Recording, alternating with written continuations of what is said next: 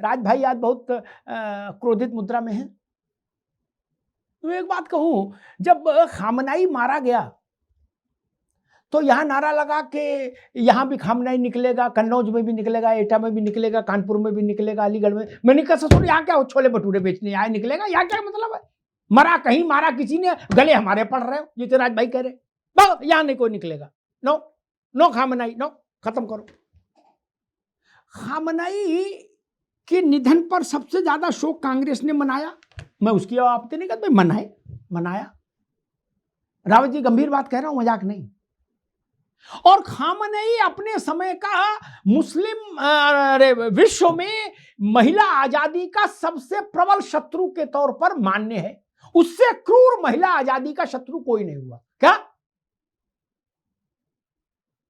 मार दो, काट दो, लेकिन 20 मीटर कपड़े से नीचे काले कपड़े में के अलावा कोई महिला निकल नहीं सकती।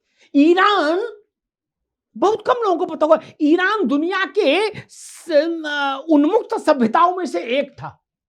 जब खामनेई वहां नहीं था, राजा का शासन था मीनाक्षी जी, तो वहां बच्चियां सिगरेट पीती थी सड़क पर। क्या? और स्कर्ट पहनती थी। रूपा जी पता है आपको? खामनेई चचा आए, उनने कहा जेड ब्लैक कपड़ा 20 मीटर, उसमें लपेटो औरत। क्या? बस नथुने देखिए, पूरी नाक नहीं, 2 छेद डाल दो जिससे सांस जाए, बाकी नहीं, बस अब लवादम डालो। नरक कर दिया, स्कूल छुड़वा दिया, बर्बाद। सार्वजनिक क्षेत्र से ईरान की महिलाएं हट गई जस्ट बिकॉज ऑफ खामनेई। उसके मरने पर कांग्रेस ने भारी शोक व्यक्त किया। मोदी जी की आलोचना की इस बात के लिए कांग्रेस ने कि उन्होंने राष्ट्रीय शोक नहीं घोषित किया खामनेई के लिए। क्या? और उतनी तेजी से नहीं रोए जितनी तेजी से रोना चाहिए था।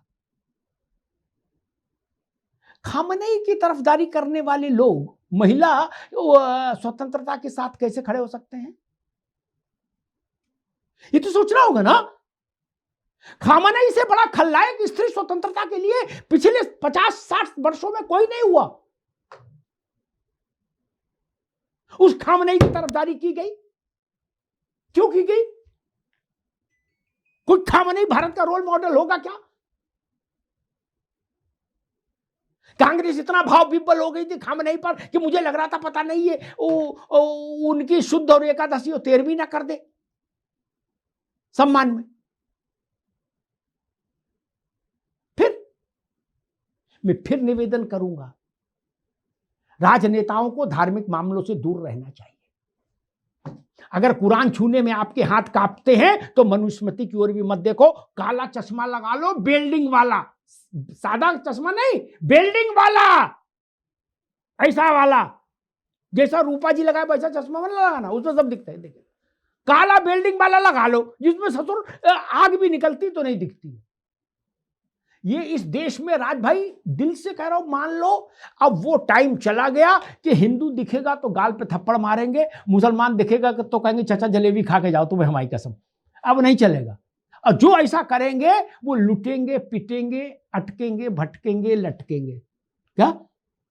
मुझे एक भाषण का स्मरण है, भिवंडी में दंगे हुए, रावत जी, बहुत भीषण दंगे हुए थे इंदिरा जी के समय में।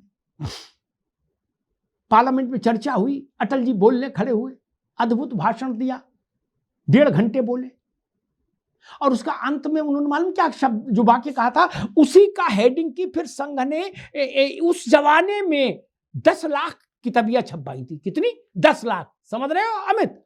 उस जमाने में देश भर में बांटने के लिए उसका हेडिंग था, जो उनका अंतिम वाक्य था वो हेडिंग था, अब हिंदू मार नहीं खाएगा।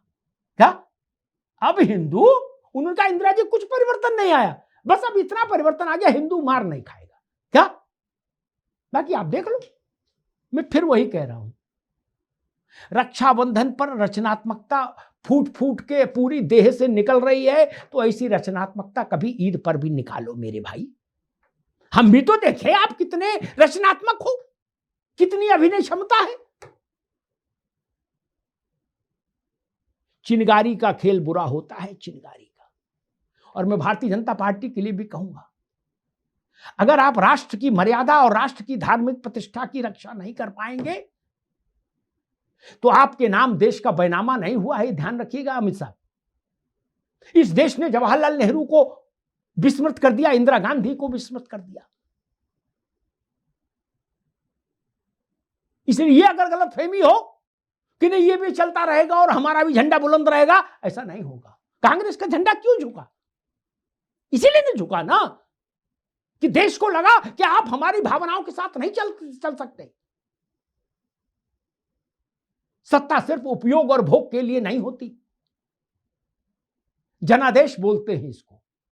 जनता के आदेश का पालन होना चाहिए, वही जनादेश की मर्यादा है।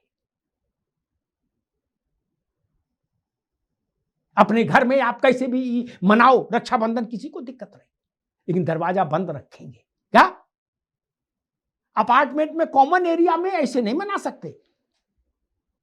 जिनको वस्त्र से समस्या है, मैं उनको 3 उपाय बताता हूं। या तो नागा संप्रदाय में चले जाओ, या दिगंबर स्वामी हो, दिगंबर उस व्यवस्था में चले जाओ जैनों में, या अपने घर के अंदर रहो। रावत जी, चौथा तो कोई उपाय नहीं। तंत्र में कुछ प्रयोग ऐसे आते हैं, रावत जी को शायद स्मरण होगा। कई बार जब ऊपरी छायाएं आ जाती हैं तो कुछ तांत्रिक इस ढंग की व्यवस्था भी करते हैं कि भाई जब आप सोए तो शरीर पर कोई धागा भी नहीं होना चाहिए, क्या? लेकिन कमरा बंद करके। ये नहीं कहा जाता कि मोहल्ले में बाहर चौतरे में खाट डाल के सो। ऐसे इस मर्यादा का पालन करना होगा। यही भारत की संस्कृति है और यही भारत की इच्छा है। धन्यवाद।